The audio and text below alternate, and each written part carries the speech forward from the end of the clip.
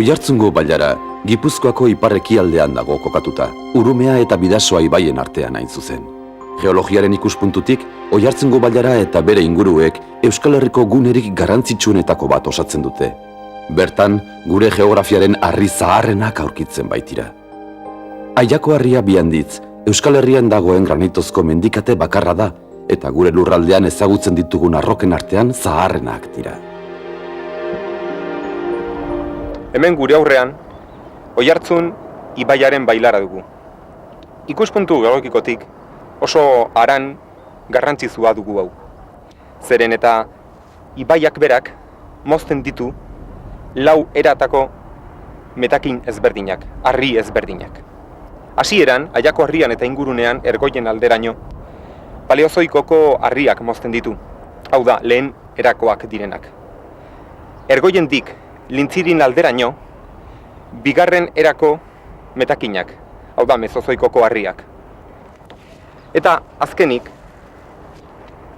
tertziariokoak direnak, hau da, hirugarren Zenozoikokoak direnak, hirugarren erakoak direnak, Lintzirin aldetik itsasalderaino, ja behin Pasaian sartuta. Eta azkenik, baita esan dezakegu ere, ibaiak berak utzi dizkigula bere metakinak, gaur egungo metakinak, kuaternariokoak direnak. Ikus ditzazkegu metakin hauek terrazetan, gaur egungo terrazetan.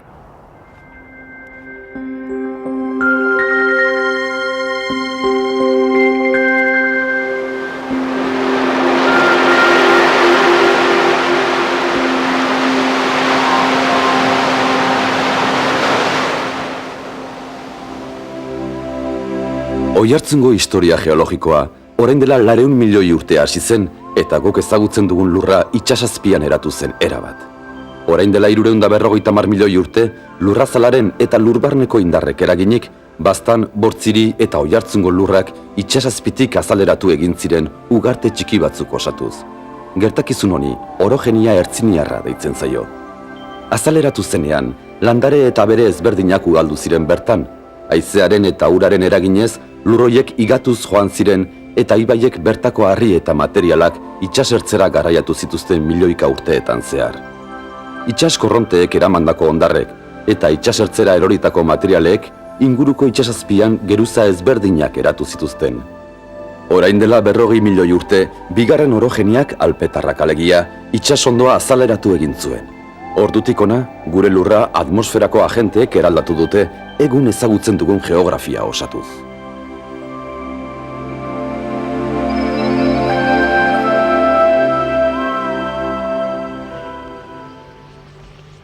Aiako harriaren irunaldean gaude. Hau da, Ibarla auzoko harrobia. Zergatik etorri gara ona, naiz eta Oiartzun bertan ez egon, hori azkar ulertuko duzue. Hemen ikus ditzazkezuen egiturak eta ezaugarriak oso esankorrak, esanguratsuak dira, hobeto ulertzeko geologiaren oinarriak. Nik uste dut, handik, nahiko ondo ikusiko ditugun aipatutako ezaugarriak, eta hobeto ulertzazuen ara joango gara. Harrobi honetako materialak kareharriak dira. Kareharri hauek orain dela milioi urte askotako itsaspean metatu ziren, modu horizontal batean. Horregaitik, horren ondorioz, egitura hau, hemen hola horizontaltasun hori eratu zen. Geruzak eratuz, horiek dira kareharrizko geruzak. Material hauek, behin harria bihurtu edo pixkanaka hori gertatu zen einean, lurrazalean gertatzen diren barne indarren ondorioz, material hauek tolestu egin ziren. Hemen gure alboan dauzkagun toles horiek ikus ditzazkegu, nola alde batean dauzkagun nahiko horizontal eta bestean tolestuta. Demagun, liburu hau dela orrialdeak direla kareharrizko geruza hauek, eta neuk hola bultzatuz, indar batez, tolesten dira. Efektua antzekoa litzateke. Mapa geologikoaren margo ezberdinek harrien adina eta beraien formazio garaia erakusten digute. Oiartzunen lau aro edo era geologikoen erakusgarriak ditugu. Hauxe da Euskal Herriko mapa geologikoaren zatitxo bat. Oiartzungo materialetaz, geologiaz, oinarrituko gara ondo ulertzeko. Bloke marroia da lehenengo erako paleozoikoa materiala. hause litzateke Aiako harriaren granitoa. Hause, kolore larrosa da, bigarrenerako triasikoa. Kolore urdina, bigarrenerako ere, baina jurasikoa. Azkenik, bigarrenerako kolore berdea, kretazeo hori dagokiona. Horia dugu, hirugarren erako, zenozoikokoa, materialak, eta azkena, gaur egungo, kuaternarioko, blokea, kolore grisakoa. Beraz, hause dugu Oiartzungo zutabe estratigrazikoa, Oiartzunen dauden materialak, harriak. Ikus dezagun Oiartzun eta bere inguruko mapa geologikoa. Aro eta garai bakoitza atalka-atalka aztertuko dugu margo ezberdinen esanahia azalduz.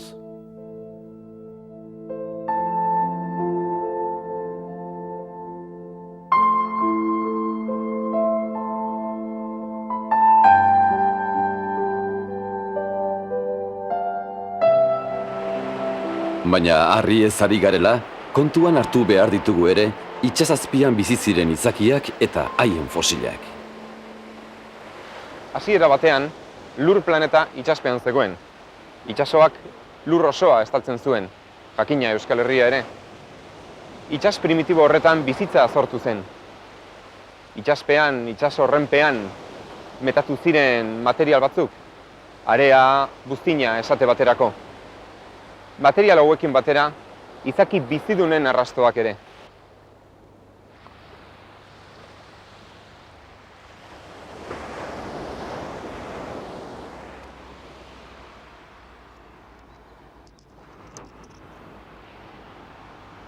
Itsaspean metatutako materialak harri bihurtu ziren, izaki bizidunen arrastoak fosilizatuz. Hau dugu, gaur egungo adibide, oskolau. Eta Oiartzungo fosil hau beste garaietakoa. Honek ze adierazten digu? Material hauek, itsaspeko material hauek, azaleratu egin zirela. Gaur egun ezagutzen dugun lurra, Oiartzun ere jakina, eratuz.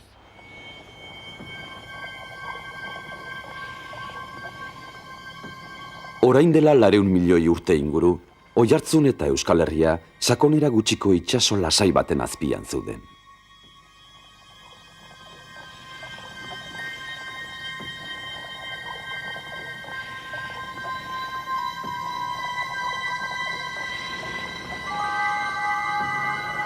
Euskal Herri osoa eratuko zuten lurrak ezkutuan zeuden, baina han bizitza zegoen harrigarria badirudi ere. Garai hartako izaki bizien fosilak Oiartzungo lurretan aurkitu dira, krinoideoak eta brakiopodoak. Orain dela 350 milioi urte, lurrazaleko eta lurrazpiko indarrek itsaspeko zoruaren zati bat azaleratu egin zuten. Lehenengo orogenia dugu hau, orogenia hertziniarra.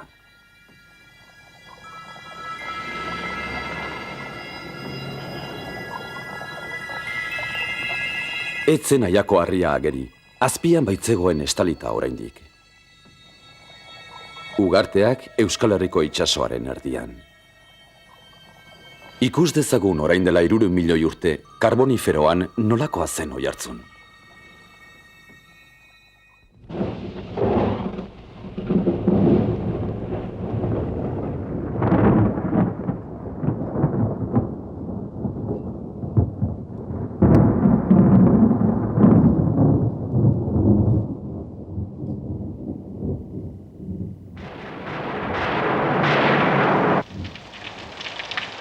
Kontinente horretan, bizitza mota berri bat sortu zen.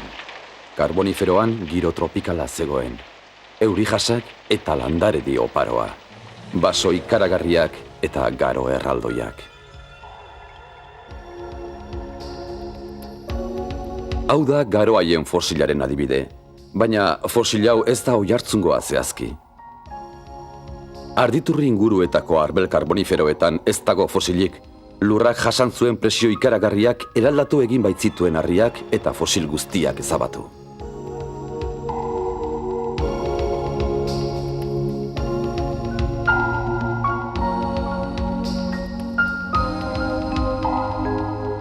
Karboniferoaren amaieran, orain dela 280 milioi urte, lurraren muinetik ikaragarrizko arrimasa igneoa zetorren bultzaka gorantz metatutako geruzak zeharkatuz.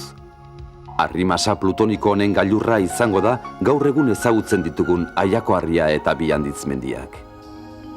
Erdi urturik zegoen masa granitiko honek, zeharkatzen zituen harriak kristalizatu egin zituen eta egon zitezkeen fosilak ezabatu egin zituen. Hala ere, milioika urte pasatu behar izan dira, Aiako harriaren gaineko materialak higatu eta gaur ezagutzen dugun mendi ederra azaleratzeko.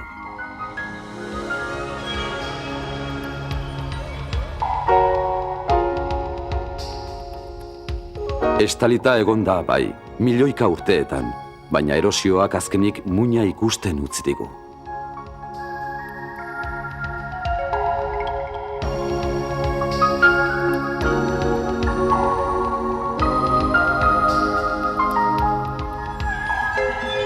Aiako harriaren arroka berezi eta latzera igotzen bagara, granitoarekin egingo dugu topo.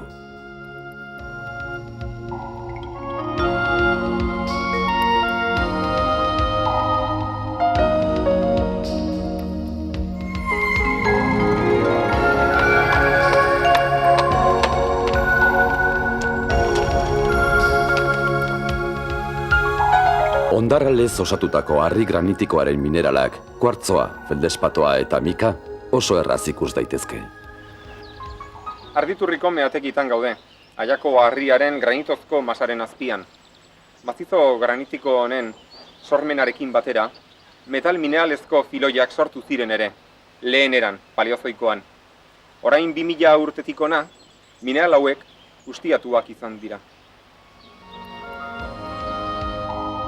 Bai, halaxe da. Erromatarren garaitik eta agian lehenagotik ere, beruna, zinka, burdina, zilarra eta beste hainbat metal ezberdin eman dizkigu Aiako harriak. Gure aurrean zer daukagun? Polita, Goazen barrura.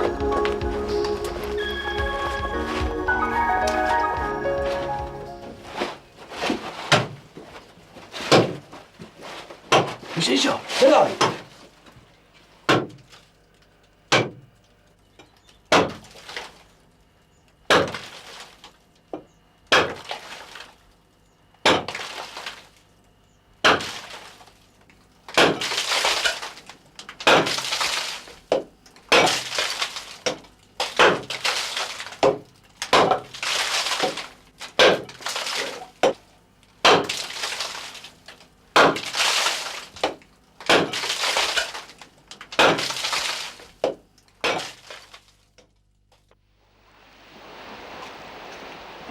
Erdiarotik 20. gizaldiraino, meategi lanek ez dute etenik izan.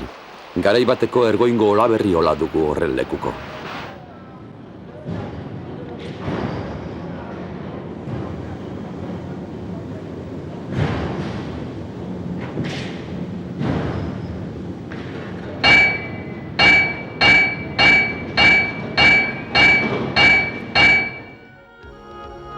Arditurritik ziztatzen genituen Aiako harriaren erraiak orain dela gutxi arte.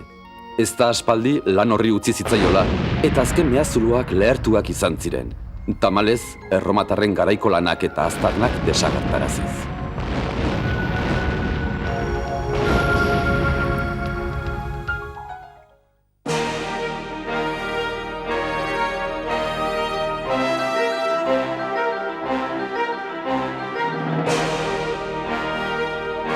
Arrosa margoak, bigarren eraren edo aroaren lehen zatia adirazten digu. Triasikoa, orain dela 220 milioi urte. Aiako harriaren itsasertzean metatutako materialek osatu zuten triasikoa.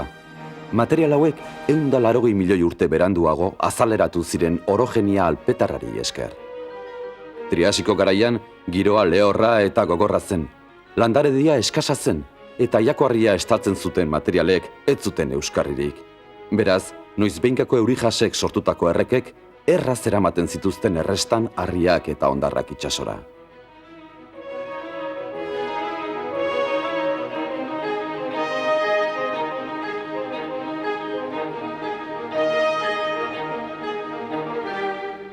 Agur biziek zilipurdika garraiatzen zituzten materialak kostaldera, harriak biribilduz eta itsaspean metatuz.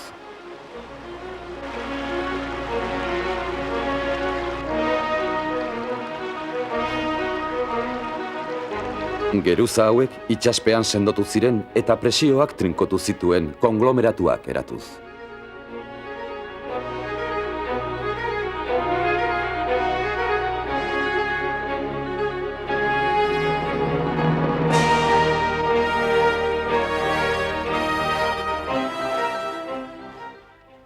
Leuneko arkaitzetan gaude. Hemen ikus ditzazkegun harriak konglomeratuak dira. Konglomeratu hauek kuartzitazko arkoskoz eratutako harriak dira. Orain dela 250 milioi urte inguru, hau da Triasiko garaian, Mesozoikoko Triasikoan, Aiako harria estaltzen zuten materialetatik eta handik pasatzen ziren ibaiek garraiatutako materialak dira hauek. Olako harriak ere aurki ditzazkegu beste oihartzungo hainbat lekutan. Pagolarre eta Ergoien esate baterako.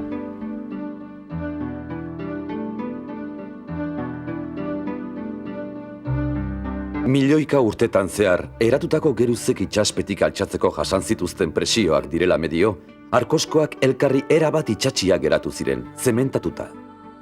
Ikus batak besteari egindako presioaren seinaleak.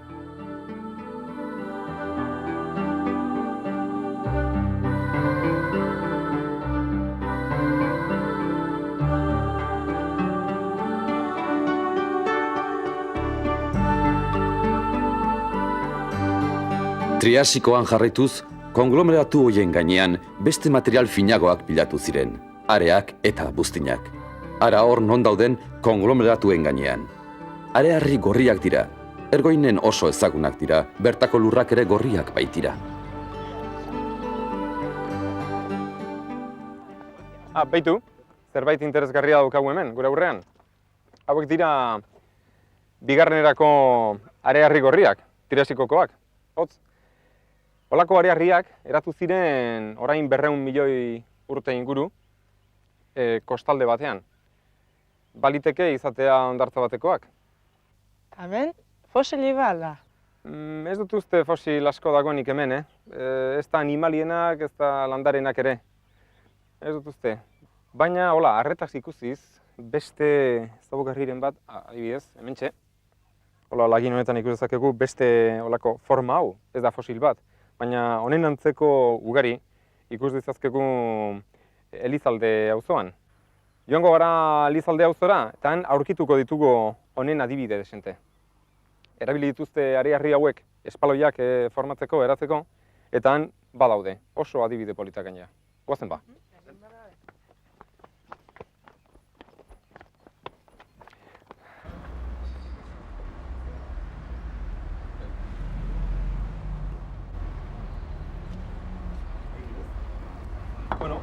Kale honetan, Ergoienen lehen ikusi dugunaren zenbait adibide daukagun.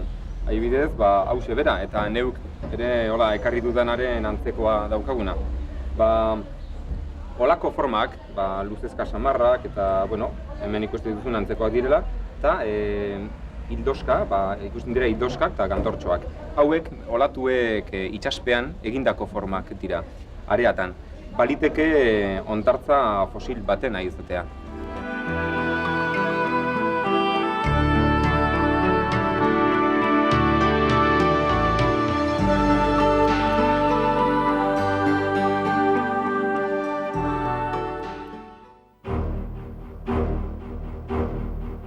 Triasikoan gaude oraindik, baina gauza bitxi bat gertatzen da Oiartzunen. Naiz eta Oiartzunen sumendirik edo antzekorik ez izan, badugu arroka bolkanikoen erakusgarri bat, Ofita. Altzibar eta Karrika auzoetan ikus daiteke Ofita. Sakoneko arroka bolkanikoa da eta oso gogorra gainera. Karrilarria ere deitzen zaio trenbideak egiteko erabiltzen delako.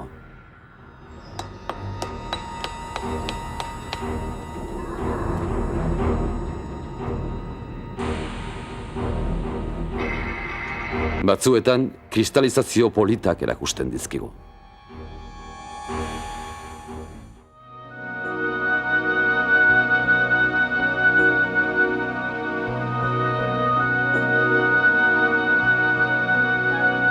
Bigarren aroan, Mesozoikoaren Jurasikoan gaude.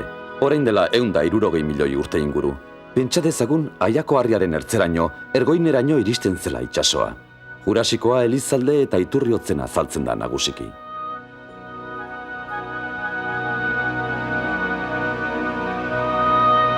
Itsaso horretan oso bizitza aberatsa zegoen, eta garai hartako izaki bizien fosil ugari dauzkagu oihartzunen. Hemen gure aurrean Iturriotz auzoa. Bertan, bigarrenerako arrokak aurki daitezke, Jurasikokoak hain zuzen ere. Fosil interesgarriak daude hor. Goazen ikustera aberia zerbait topatzen dugun.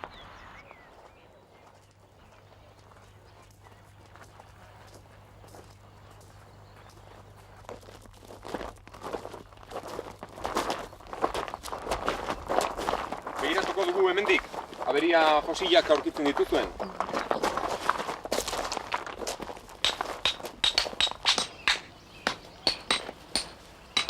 Mikel, enbado zerbait. Bai? Bai, gauza hau, bai, izan daiteke amonite baten buelta bat, ematen du, itxura du.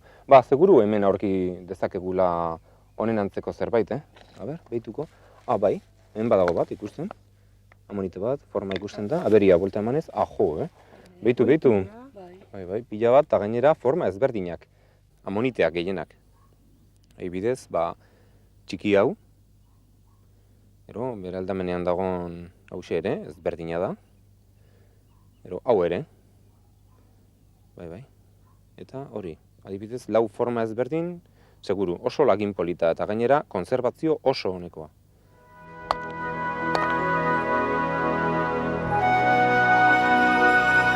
Moluskuak, brakiopodoak eta ekinodermoak ugariak ziren. Moluskuen artean amoniteak.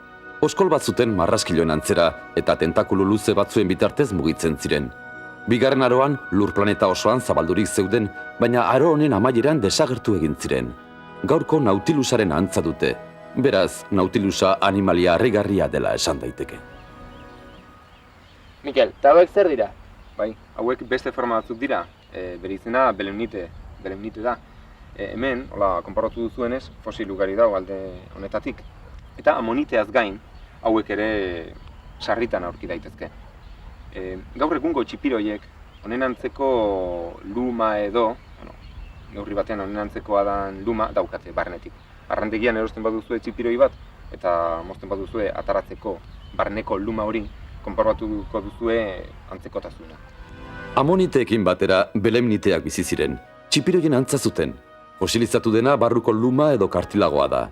Haien luma lodiagoa eta sendoagoa zen.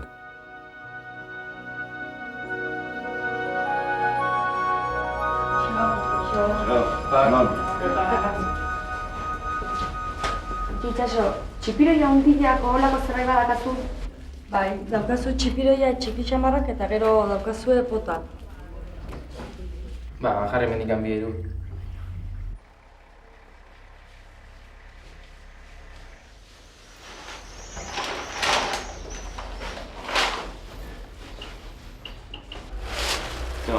Bosteun. Eskerrik asko.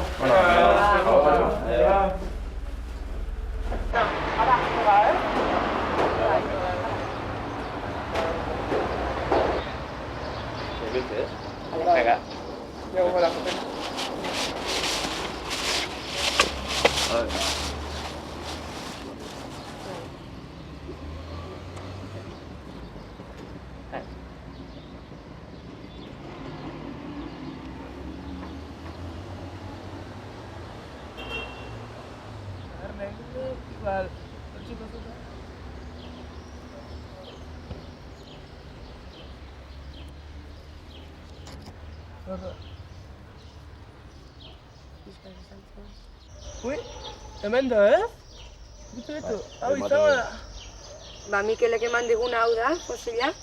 Kristonantza daka. Bai. Jode, 150 milioi urteko aldea. Animalia hauekin batera beste molusku batzuk ere bizi ziren, pektenak eta brakiopodoak.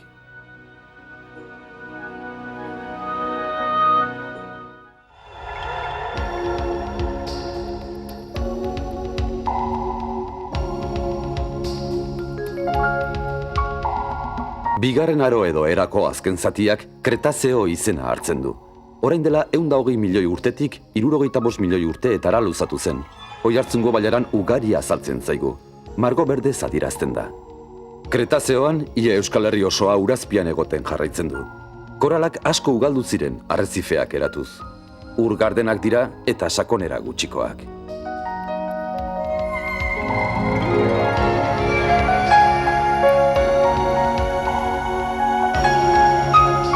Arrezife horiek gaur egun gure planetako itsaso tropikaletan daudenen antzekoak ziren. Koral arrezife horien erakusgarri San Marcos eta Txoritokieta ditugu. Koralezko errenka Gipuzkoa eta Bizkaian zehar etatu zen.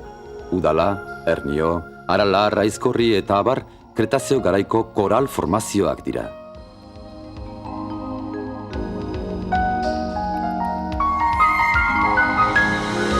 Mendi ezagun hauek koralezko jatorria dutela erakusten duten koral fosilak aurki daitezke kareharrietan.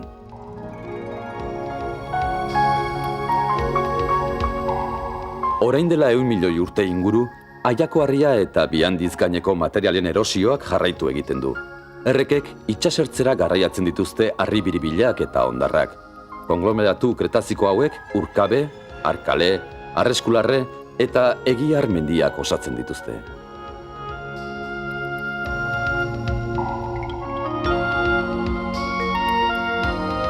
Eraiki megalitiko asko Kretazeoko konglomeratuekin eta areharriekin eginak daude.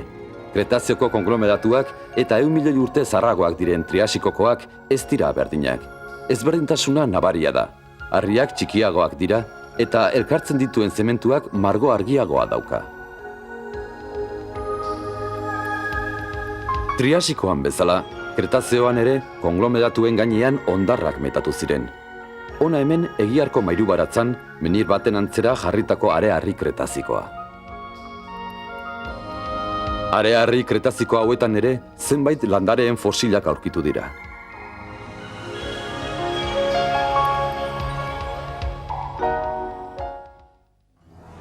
Kretazeoaren hasieran itsasertzeko uretan material ugari bildu baziren, Kretazeoaren azken aldera itsasoaren barne aldean beste arroka sedimentario ezberdinak eratu ziren. Geruza hauek Gipuzkoako flixa osatu zuten. Deba eta Zumaia arteko itsasertzean argi eta garbi ikus daiteke bigarren eta hirugarren aroen artean gertatu zena. Itsasoak agerian utzi du orain dela 100 milioi eta 65 milioi urte artean eratutako flixa. Oihartzunen, Ugaldetxotik, Arragu eta Lintzirin alderaino eratu zen flix deritzan formazio sedimentarioa.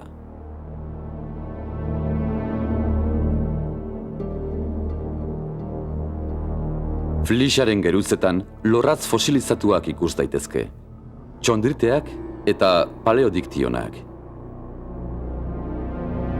Marrazoen horno eta aginen fosilak ere aurkitu dira Oihartzunen.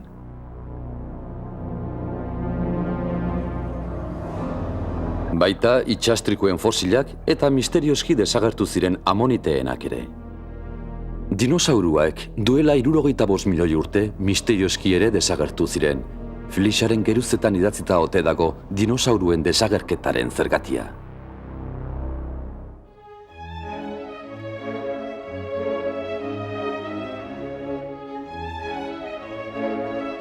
Hirugarren aro edo era geologikoan gaude, Zenozoikoan. Hori adirazten den aro honetan, ezagutzen diren azken harri sedimentarioak metatu ziren itsasazpian. Orogenia alpetarrak, orain dela 40 milioi urte, formazio guztiak eta hoien artean hirugarren arokoak azaleratu zituen.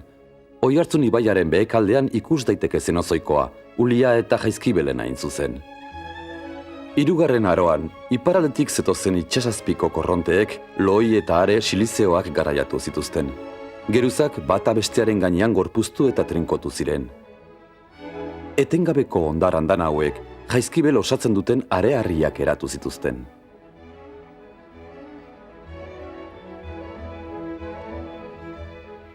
Oihartzun ibaiak bere ibilera amaitzen duenean, Pasaiako bokalean, oso garbi ikus daitezke hirugarren aroko areharri horiak. Jaizkibel eta Uliako geruza lodiak itsas sakonean sedimentatu ziren, eta duela 60 milioi urte Kretazeoan hasitako flixaren azken ereduak dira. Arearri hauetan ere, itsasazpian zebiltzan animalia ezezagunen ibileraren arrasto fosilizatuak aurkitu dira. Haizeek eta euriek arearriei itxura artistikoa eman diete. Artistikoa da ere, jaizkibelarria deritzanak oihartzunen izan duen erabilpena. Horren adierazgarri ditugu, udaletxea, eliza eta baita 19. gizaldiko etxeak ere. Orain dela 40 milioi urte, orogenia alpetarraren fase piriniarrak ia Euskal Herri osoa itsaspetik jaso zuen. Ez zuen erabat gaur ezagutzen dugun lurraldea moldatu, baina mendi garrantzitsuenak eta itsasertza itxuraturik geratu ziren. Errioxa aldean zegoen kostaldeak Europako kontinentearekin bat egin zuen. Indar horren estualdiak Pirineo mendikatea sortu zuen eta baita Euskal Herriko mendiak ere. Orain dela 350 milioi urte, Aiako Harria eta inguruak lehenengo orogeniak azaleratu bazituen ere, bigarren orogeniak 300 milioi urte beranduago eman zion Euskal Herriari orain duen itxura. Oihartzunen garbi ikusten dira bi orogeniak, eta horretan datza besteak beste Oihartzungo bitxitasun geologikoa.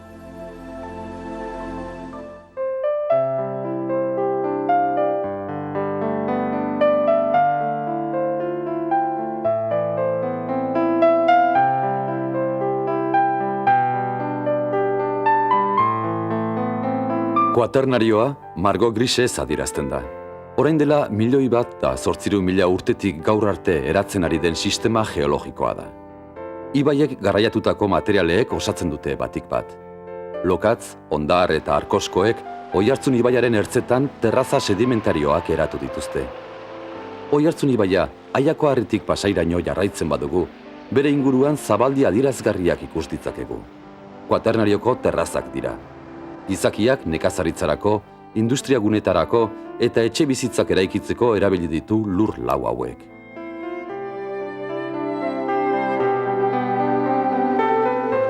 Kuaternarioko materialak Oihartzun haranaren lautadatzoan aurki ditzazkegu, hain zuzen ere Ergoiendik Lezoraino. Ibaiak, Oihartzun ibaiak berak garraiatutako materialez osatutako terrazak dira elementu nagusiak. Adibidez, hemen Altziberren aurki ditzazkegu olako lautadatxoak eta hauxe da bera. Hauxe da terraza bat. Oihartzun ibaiaren garraioaren seinale. Ergoinen, Iturriotzen, Ugaldetxon, Arragun eta Altzibarren kuaternarioko terraza ikaragarriak dauzkagu. Bidegorriaren zenbait lekutan, ibaia lehen nondik zijoan ikus dezakegu. Sedimentu hauek, Oihartzun ibaiak beste garai batean egiten zuen ibilbidearen lekuko dira.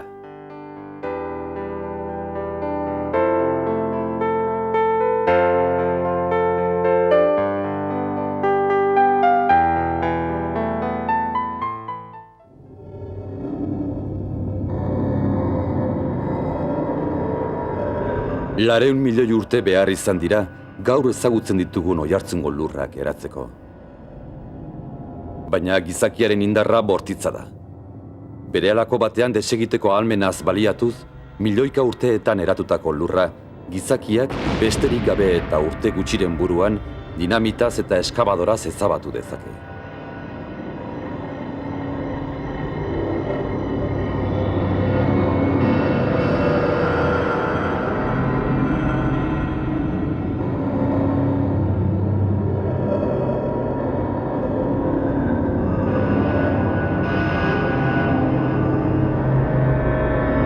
Gure kulturaren erreferentzi geografikoak galtzeko arriskuan daude.